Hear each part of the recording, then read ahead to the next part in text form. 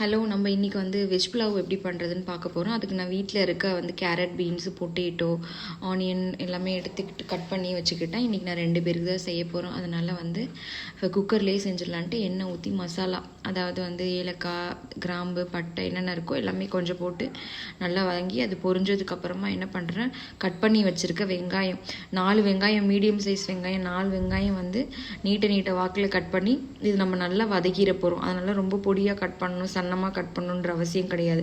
நம்ம வதக்குறதுலேயே என்ன பார்த்தீங்கன்னா பிரிஞ்சு வந்துடும். இதுக்கப்புறமா நான் என்ன பண்ணுறேன்னா, அரைச்சி வச்சிருக்கேன், ஆல்ரெடி ஸ்டோர் பண்ணி வச்சுருக்கேன் இஞ்சி பூண்டு பேஸ்ட் நான் ஆல்ரெடி ஃப்ரிட்ஜில் ஸ்டோர் பண்ணி வச்சுருக்கேன் அரைச்சி. இது 1 வீக் வரைக்கும் நம்ம வச்சுக்கலாம்.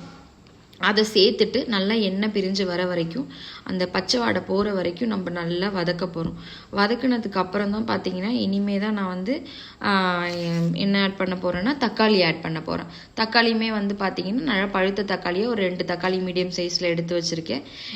இதுவுமே நல்லா வதக்கி எண்ணெய் பிரிஞ்சதுக்கு அப்புறம் தான் நான் இப்போ தான் நான் அந்த உருளைக்கிழங்கு, அதுக்கப்புறமா பார்த்தீங்கன்னா பீன்ஸு, கேரட் இது ரெண்டுமே நல்லா ஒன்று போல் பொடி பொடியாக நான் கட் பண்ணிட்டேன். இன்றைக்கி என்னோட பையனுக்கு தான் கொடுக்க போகிறேன். அதனால் நல்லா அவன் பெருசாக இருந்தால் ஒதுக்கிடுவான். நல்லா சின்னதாக கட் பண்ணி சேர்த்துட்டோன்னா ஒன்றா சாதத்தோடு மிக்ஸ் பண்ணி நல்லா சாப்பிட்ருவான். அதனால் நான் என்ன பண்ணுறேன்னா நல்லா போட்டுட்டு நான் சின்னதாக கட் பண்ணி வதக்கி விட்டுட்டு, இது வரைக்கும் நான் உப்பு சேர்க்கவே இல்லை. நான் இப்போ தான் உப்பு சேர்க்க போகிறேன். தேவையான அளவு கல்லுப்பு தான் நான் போடுறேன்.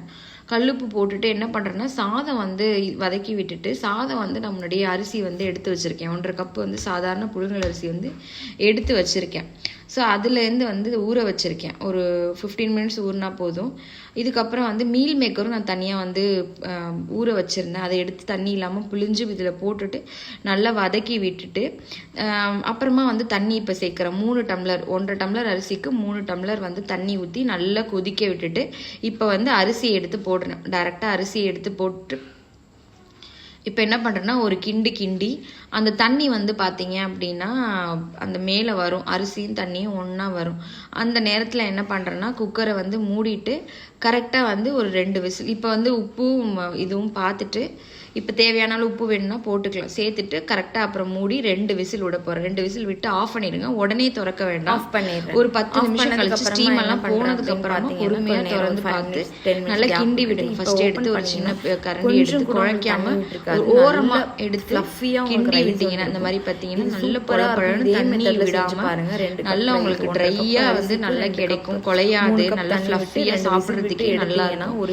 ஒரு தடவை வீட்டில் செஞ்சு பாருங்க, கண்டிப்பா பிள்ளைங்களுக்கு பிடிக்கும். இன்னைக்கு நான் பச்சை மிளகாய் போடுறேன். இது அழகா பையன் சாப்பிடணும், குழந்தைங்களுக்கு வச்சு கொடுத்து கேர்டு வச்சு, பச்சை மிளகாய் போடல, வெறும் கேர்டு மட்டும் அவருக்கு வச்சு கொடுக்க போறேன். தேங்க்யூ.